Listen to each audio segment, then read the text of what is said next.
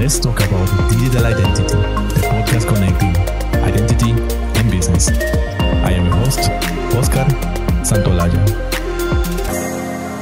Hello and thanks for joining.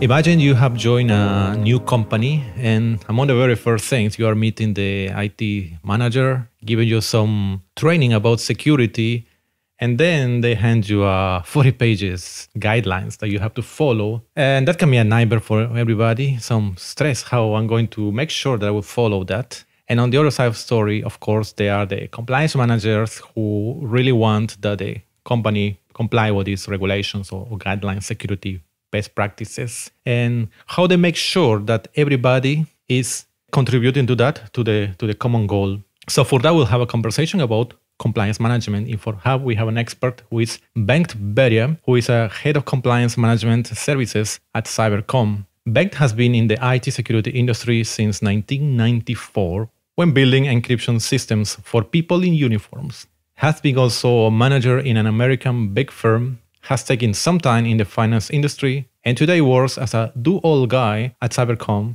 some sales, some consulting, some business strategy, and is also a member of the steering group at Cybercom Secure. He's also the proud father and protector of Cybercom's products and services in the compliance management area. Hello, Bengt. Hello, good to meet you, Oscar. How are you doing? Oh, very good. I'm really happy to talk with you and talk about this very interesting topic, compliance management. So let's get started, Bengt. Let's talk about digital identity. And the very first things I would like to know, it's a bit more, I'd say a bit in your bio, but tell us a bit more, how was your journey to this world of compliance and digital identity?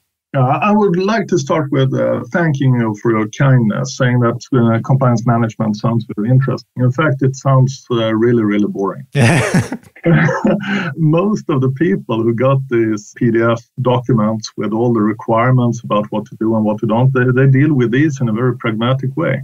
They say thank you, they put the document in a bookshelf, and they never read it again. So that's one of the tensions that we need to discuss in this podcast. Well, you asked me about my journey into this world of digital identities. So get back to that. I just needed to stress that thing first. Yeah, as you said, I've been around in the IT security business since 96. So it's almost 25 years now. I got a master's degree in computer science once upon a time and started doing encryption stuff. Yes. When it comes to digital identities, I wrote my first commercial implementation of the RSA algorithm in 96, I believe. It wasn't that good and it wasn't that fast, but it worked. and it was possible to sell. So, yeah, I've been around in the digital identities business ever since, really. Yeah. Cool. Yeah. So you don't let me lie. So it's about compliance management. It's what you say is boring. Yeah, okay, but it's very, very important, especially for organizations. But for the ones who are... It can be super fun. It can be super fun. Especially the traditional way is boring. Exactly. That's what we want to discuss today. Traditional way is boring, but you are going to tell us how you are working on that. You have been creating products, very innovative products and services. But let's still continue. Start with the basics. Tell us, what is that? What is compliance management? Yeah, I would say, what is the challenge of compliance management? Because when you have worked so long in the IT security industry as I have, and you worked with companies that have been really, really hacked, really badly hacked. Most of the companies who get hacked or have an IT security incident, the most common system or platform to get hacked in is the system you didn't even know that you had, right?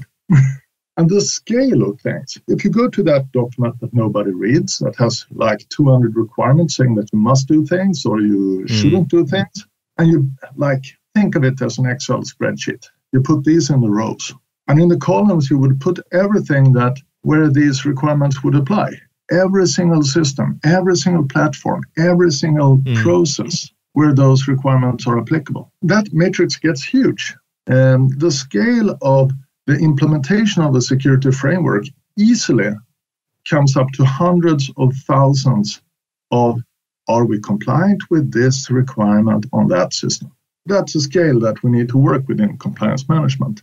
It's absolutely not about writing a document and telling people to obey. That's just not going to work.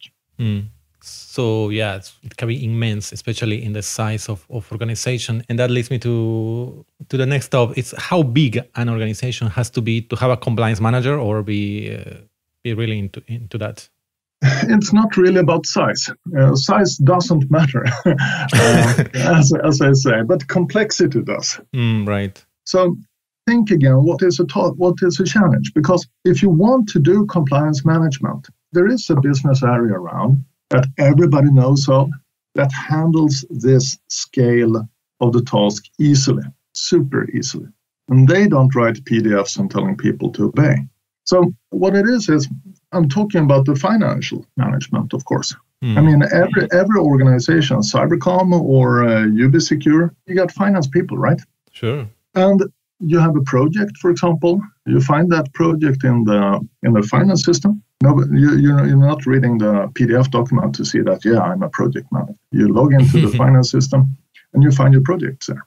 And you see income, you see costs, you see people working there, you approve of invoices, you put time in the project, expenses, etc., etc. Everybody does that. And it becomes a general ledger of UB Secure, right?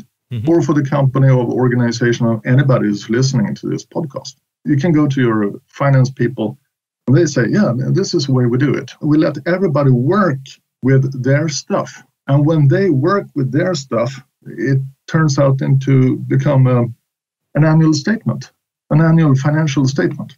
So, okay. And that is complexity. The number of invoices, the number of projects, the number of processes, the number of people involved, the number of taxi receipts in an organization, flight tickets, 3M Post-it notes being bought. The finance people do that easily. And the scale of managing IT security, for example, is also staggering. The number of systems in a large organization that needs to have their backups checked. Are the backups checked? When were they checked? That's also a challenge of similar size. So what we have done in our business is to take great ideas from the finance industry and bring it into security management. Okay. And we call it compliance management because it's not only security. So when it comes to scale, if you have a very easy organization to work with from a financial standpoint, and it's big, maybe you can have some finance guy with an Excel spreadsheet. But if your business is complex, then you need to have finance systems. And that's the approach we're taking. We're creating a security management system or a compliance management system for complex organizations. And when it comes to IT, most organizations are complex. So, yeah. How big? Our smallest customer is like 24 employees. And our largest for the same solutions and services are super big. Sure. Like thousands. Okay, so it's more about complexity, as you say, complexity and how much systems, I think it's from the IT perspective, how many systems, assets are. Okay, very, very interesting. So they are even relatively small organizations in terms of number of people who are using solutions like that, and they really need the compliance management very seriously. Absolutely. I mean, for example, we are in the same industry, right? We're in the security industry. We're doing a little bit different things. So I'm asking you now, Oscar, have you ever heard a security manager or a CISO or a risk manager complaining that the board of the company doesn't really take them seriously or do what they say? Have you ever heard that sometime, maybe? Well, yes, I have that. Yes. Compared to the finance manager for the CFO, the CFO doesn't have to knock on the door when entering the office of the CEO, right? Yes. Hi, it's me. I need to tell you some things.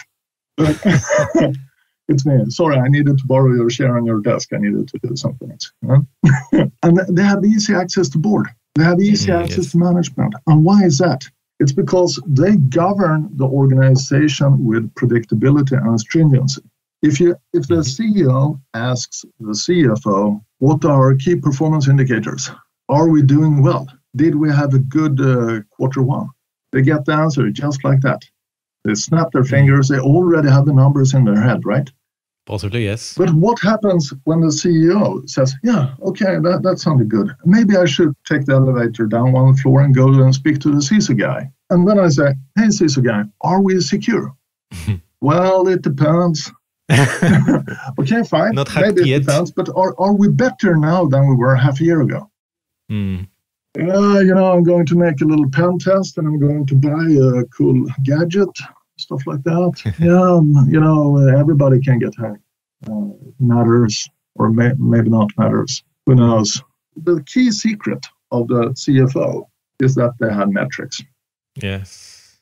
And they are not having workshops and they are not issuing documents that somehow transform into performance indicators. They press a return button. Mm-hmm. They have tools. In the tool, and they get their key performance indicators. And a tool, the finance tool, doesn't make the company financially stable. Mm-hmm. And a compliance tool or a security tool will never make a company secure. Mm-hmm. But it establishes the playground, so to say. It establishes a map on where to track progress, on where to look for key performance indicators, and where to look for white areas where no man has gone before. Mm-hmm. So, yeah. Sorry, that's a super long answer to who needs compliance management and how big an organization it has to be. But well, it's a very good metrics. One, actually. Yes, it all falls into metrics and the right tools. And it's an excellent analogy, what you have shown, comparing to finance, that they have even more trust, as you say, more trust with CEO of the board because they are able to present metrics. And this is because they have tools. So the tools are the main things that are lacking in many organizations, in the compliance management desks of many organizations. I would say it's even worse than that. Sorry. Okay. Of course, the tools are necessary because if the finance system of any organization is down because of, broke down or technical maintenance or whatever, the CFO won't even go to work, right? Mm-hmm. There's nothing to do. They go to the golf club instead. Let's see if the system is up tomorrow. Yes. But the really corny part of it is that there are so many people in the security and risk business who seem to accept that their own governance is less stringent than that of financial management. Where did that come from? Well, how come so many people accept that they cannot show key performance indicators to the board? Mm. Because when you can do that, when you can say that, hey, this line is going down, it shouldn't be this down, that line should go up. The board might say, yeah, you're right, it shouldn't go down, it should go up. How do we make the line go up? Well, you guys need to do some investments. Okay, so where do we put the money? That's a way to get investments. Mm. You're not getting investments by showing them a live hacker demo. Oh, look at this, a Unix system can be hacked. You need to be predictable. And in order to be predictable and be predictable every day, you need to have a system to work with. The finance people, they play golf if the system is down, and they are successful. They know what this is about. Okay. And how did you get this inspiration from the finance industry for this? I've been a couple of years in a large American company as a manager there. So it was quite close to me, really. There were financial auditors working there. And after a while, I started to feel it, like a stone in my shoe. How come we cannot convince the boards that security is important and that risk is important? How come we get, 1 hour every half year to have a presentation when the CFO guy doesn't have to knock on the door?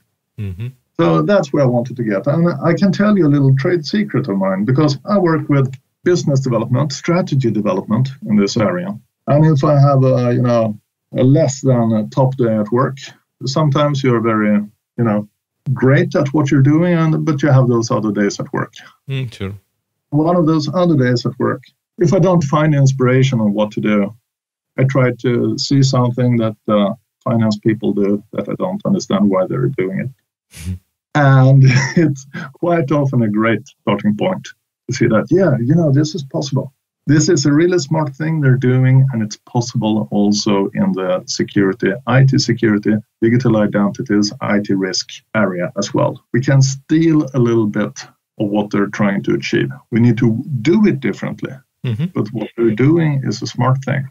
So what would that translate to in our business? So don't tell anybody, don't try to put this in a podcast or something, but strategy development in this area is super easy. Okay. Wow. So make sure you cut this away. Okay, well, it's very, very interesting what you said. Well, great that you find by working very closely with financial experts or people who had the right tools and were having the trust from the board, you get inspiration one day to put this into the compliance management. And that's what the product services you're working with today. Right. Going a bit more specific into data identity, what would you say are the top regulations that organizations must really take seriously to comply? Yeah, regulatory governance. That's today one of the key drivers of the IT security as such, right? I have even stumbled across organizations who say that we don't do risk assessments anymore because there are so many regulatory requirements on us that we need to spend all our money into dealing with them to start with. So we are no longer doing any security at all for our own sake. We are doing it to follow the requirements set on us by others, which is sad, right?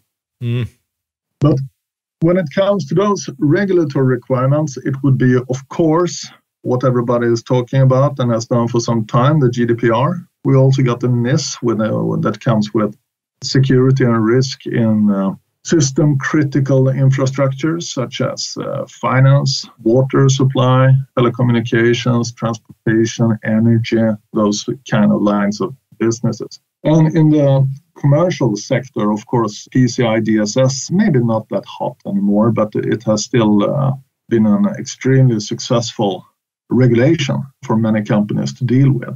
But already, right? We put our finger on the complexity of compliance management again. Because what would happen if you are a financial institution that needs to comply with personally identifiable information legislation, GDPR, in terms of payment card infrastructures? Right now, you're a company that has to deal with NIS, GDPR, and PCI DSS, right? And there are people coming, auditors and qualified security assessors in the PCI DSS industry, or whatever national organizations you may have to govern the NIS requirements. Is it possible? We said in the starter, is it possible to govern an organization according to a PDF document? Probably not. Now, 3 documents, will it be easier or harder? Yeah, well, or harder. Yeah, it will be harder, right? And if you're an international bank and you have a meeting with somebody in Asia, with the finance authorities in an Asian country, and they say, hey, you guys need to comply with our financial legislation. So the question sounds simple. Okay, what are the requirements? But when they need to be implemented, there are no companies anymore that need to comply with one set of requirements. An online betting company I worked with, they counted 14 different legislations with the impact on IT security for different areas. And they got the lottery inspection, and they got PCI DSS, and they got some different national requirements. How do they govern their organization? If the backups are not checked in system X, which ones of these are they violating? And when the auditors come to check them out on regulation 11, whatever that would be, and the auditor says, hey, give me proof that you are compliant to my regulation. I don't care about the other ones. Now, if you have a system, it would be great, right? Then you could, press a button. Press the button, yeah. It's a little bit work in advance, of course. But the challenge is that the system should lower the number of the work that people need to do. Let's say that you have these 14 regulations, and 8 of them has a requirement that you need to check your backups in some way or another. One regulation has a requirement in Chapter 1, and the other one has a regulation in Chapter 11. But still, there are only so many ways you can do an IT security guideline. There will be access control, there will be user management, there will be backups management, there will be patching, there will be source code checks. It will more or less be the same. Mm-hmm. Yeah, there's some redundancy. So if you check your backups, hey, I'm the system manager here. I get the requirement in my system saying that, you need to check your backups, and you press, the like button or whatever. Mm-hmm. And you have answered these for 8 of those 14. That's the trick. Mm-hmm. Could you, going more concrete also, could you give us some specific cases of compliance in identity, for instance? Yeah, of course. I should be able to do that. I would say that GDPR would be a great example there, because you need to keep track of users. You need to keep track of people that you are, whose data that you are processing in your system. And so where, in your whole IT organization, where do you comply to the GDPR requirements? It's so easy for people to look for, have a look at this. This is where I comply to that requirement. But that's not the way it works. Because if you're having your card checked up, different countries have different requirements for that. But here in Sweden, you need to drive your car to a facility every year, and they are checking it out so that the brakes are okay, and that the tires are okay, and that the horn honks when you press it, stuff like that. Those guys, when they check the grooves of the tires, they're going to check all the tires, right? Mm-hmm. Yes. And if one of your tires is blank, there are no grooves anymore, they're going to fail you, right? Mm-hmm. But the issue we have when we have no non-stringent compliance methods, we put a policy on the internet and telling people to obey. People look for the first place where they comply with the requirements. Hey, have a look at that tire. It's got 3 millimeter grooves. I'm safe. And the other ones are blank. Which means that they get an excuse, right? You audit them and maybe you say that, oh, but here's the tire. Oh, yeah, I forgot about that one, but have a look at this one. And say, oh, yeah, okay, I'll put it on my to-do list. And it would be great to have that in advance. So when it comes to working with GDPR and, of course, identity management as well, it's only personally identifiable information. That's the whole task of it, right? We get the ability to look through the whole processing environment and understand where are we compliant with, for example, GDPR, and where not. Mm-hmm. Okay. You already told us something about the idea of Cybercom's approach. The name of the service is... Yeah, I would like to know more more in detail how it works. I know it's difficult to say in words because it's quite visual. Tell us more about this Cybercom's approach to compliance management. Yeah. Cybercom as a company, you need to understand where we come from. Everything comes with a history, right? Mm-hmm, sure. The reason I cannot find peace with the regular methods of security management may be my background in the financial auditing area. The reason that we have this tool to start with is that Cybercom is a technical consultancy company. We write code. The average Cybercom consultant gets upset when he or she needs to develop a PowerPoint presentation or something like that. We want to deliver code. That's what we do. So we're very much in the telecom industry. We are doing some very techy things. So this meant that I had colleagues. I had plenty of people around me who could develop, right? Mm-hmm. And we got this extremely fantastic consultancy project for the Stockholm public transportation, and that sounds super boring, right? People, driving buses and trams and old tech, So I went to the first meeting for that project. They wanted us to shape up their security. Okay, sure, we can do that, whatever that means. and they rolled out, like a network map, which was 1 square meter. It was an A0 sized printout. Mm-hmm. And that printout, it was like black. Black? There was so much ink on it. Okay. It looked like Frank Zappa's The Black Page drum solo. The script for that drum solo. It's called The Black Page because there is so much music in it, so it's nothing white left on the paper. Yeah. And that was that network map. And reading that map, I felt like, whoa, dizzy, a little bit scared, feeling sick. And I said, well, you guys got a pretty complex IT environment. They laughed and said that this is not our IT environment. This is the map of one of the 3 big projects we are running right now. We have 7 signaling systems. We got 14,000 online cameras. And they started to count, They have their own power grid. They have their own, everything. They got their own radio base station network. Mm-hmm. It was just plain silly. And they said, by the way, we haven't been working with IT security for 100 years. Where to start? So that's where it started. We said, okay, you don't need a PowerPoint. You guys need a tool. Mm-hmm. And there are no tools that can deal with this. We can deliver some code to you, a proof of concept. And that's where it started.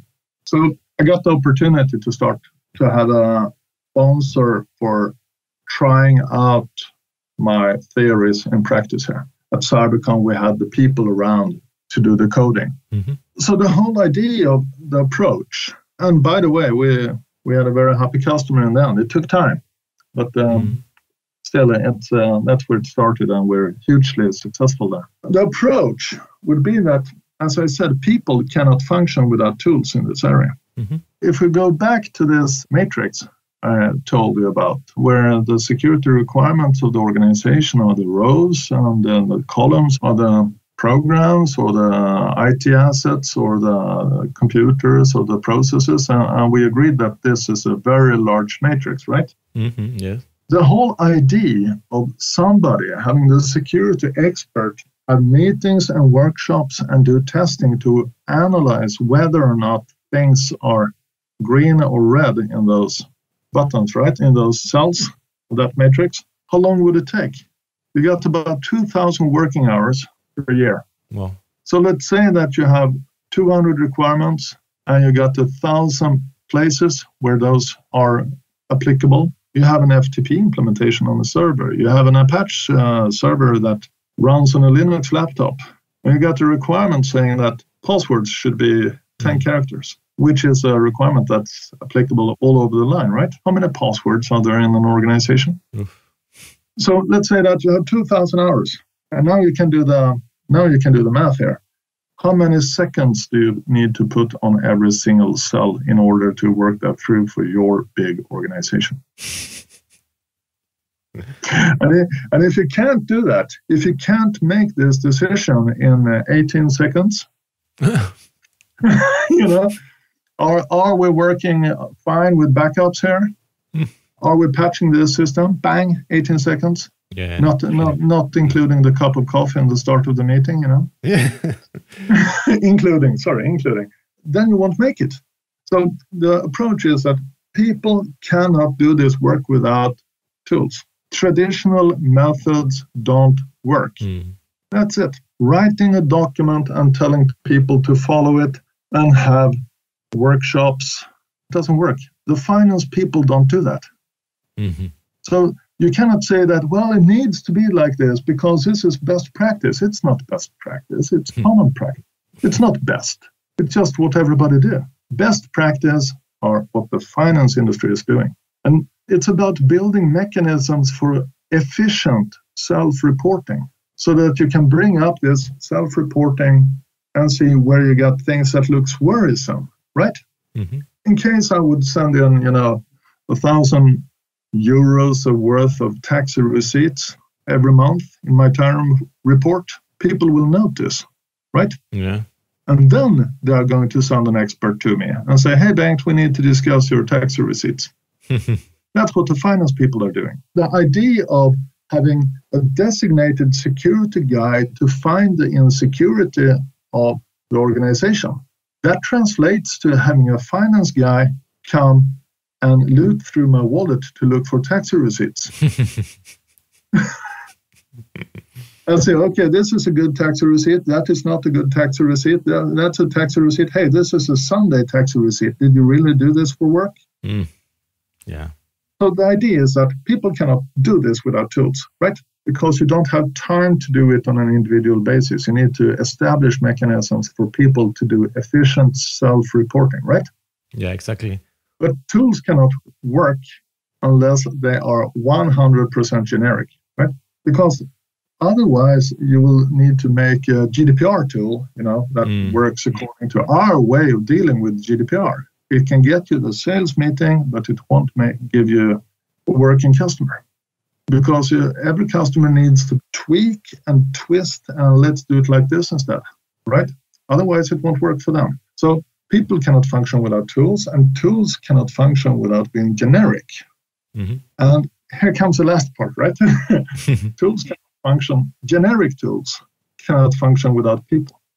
Right. So, because otherwise you just sat there with a set of screwdrivers and you don't know exactly what to do with them. So our approach is consultants and technology that they bring with them. And then we install the tools in the customer's own environment, and we start helping them working with it, build, operate, transfer. Mm-hmm. And then if the customer loves our consultant, sure, they can continue working there. But if they want to start doing it on their own, we just leave the tools. Mm-hmm. So that's the approach. It's not a technical business, but it's not a single consultancy business either. It's a hybrid delivery. Yeah, so ultimately, as you said, the last element is the people, means that almost every employee would be using these tools, correct? Right. But for them, it's super easy. Mm-hmm. Yeah, that's the goal, yes. I mean, for the average Joe somewhere, they will regard this as an interactive security policy, which only contains the stuff that is applicable for them. If they're a Linux guy, they are going to read the security manual. It's going to look almost like a survey system, SurveyMonkey or stuff like that. They're going to read the requirements and they can click right into the requirements and tell things, or upload files or write stuff or do things. You don't need to have a PhD in financial management in order to send in a tax certificate, right? Yeah, exactly. Yeah, you don't need to know anything. Here's what you need to know Linux. If you're a Linux guy and then you have your compliance system and you log in there, single sign-on, you find the name of your Linux system, you click it, you get the 29 requirements that you need to comply with in order for the bank or for the organization to get their KPIs and to understand whether or not they are compliant to NIS or not. Mm-hmm. And then if you put in weird things there, people are going to notice. And that's where the organization's own experts are going to rush in and start auditing you. Because you audit the extraordinary to understand why, right? That's what the finance people do. Exactly. Well, sounds like an excellent approach and almost like a dream tool for people can do very easily with generic tools, as you said, generic tools that from the perspective of the user are so easy and cover all the possible compliance that are relevant for a specific person. So sounds like excellent tools that change the paradigm for compliance management we have been hearing and knowing for all this time. Yeah. Ben, finally, I would like to ask you if you can give us for anybody, for a common user, common John, as you mentioned, and some final tip to protect our digital identity. For the common user, no, I wouldn't go there to give some advice there because the common user, they have little possibility to sort out things. I would rather focus on the persons who are in charge of the decisions, who are decision makers and who need to guide their organizations through the mess of digital identities and access management, if that's okay. Yes, please. Okay, sure. The most important thing is that digital identity, that's a piggybacking business, right? It's harder to establish. Technology, there are great technology providers around that can help you. And, I'm talking with UbiSecure right now. That's what you do, right? The wonderful thing for people to start thinking about is they say, wouldn't it be great if we could authenticate our users, or wouldn't it be great if we could have the same login all over our organization? And that is, of course, to piggyback on digital identities provided in other organizations or in other systems. I don't know how international this podcast is, but we got the bank ID environment here in Sweden, which is hugely successful, and people are using it for all kinds of purposes. And it's super easy for companies to get going and start working with that. But there are other providers of IDs as well.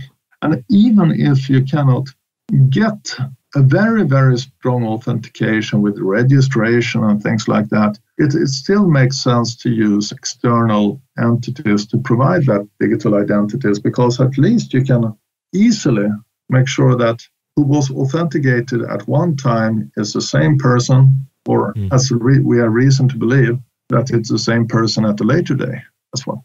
So federation, and look for identity and access management sources in your organization. And that was super hard once upon a time, but today it's so much easier. I mean, for our tool, Compliance Portal, I mean, configuring SAML authentication to get single sign-on for the organization, and that's like 2 certificates and 3 URLs and a GIF for the GUI. It's like, whoa. Like 5 years ago, it wasn't almost possible. Today, it's super easy. So make sure that you look for identity sources around you and use them, integrate them. That's my time. That's my... Thanks a lot, Bengt. It was really great talking with you about how this approach of compliance management very inspired in the finance industry, and having these generic tools that everybody can use. Please let us know how people can find you on the net. What are the best ways for that? Yeah, you can find me on LinkedIn. I'm pretty active on LinkedIn, mostly in Swedish though, but I understand some English. So if you search for Bengt, B-E-N-G-T, Berg, B-E-R-G, Bengt Berg. Or you can just email me at bengt.berg@cybercom.com, cybercom.com. Make sure to get the .com in the end there, because if you write cybercom.mil, that's an absolutely different organization, and I don't work there. Okay. Again, thanks a lot, Bengt, and all the best. Okay. Have a great day. Bye-bye. Thanks for listening to this episode of Let's Talk About Digital Identity, produced by UBSecure. Stay up to date with episodes at ubsecure.com/podcast, or join us on Twitter at UBSecure and use the hashtag LTADI. Until next time,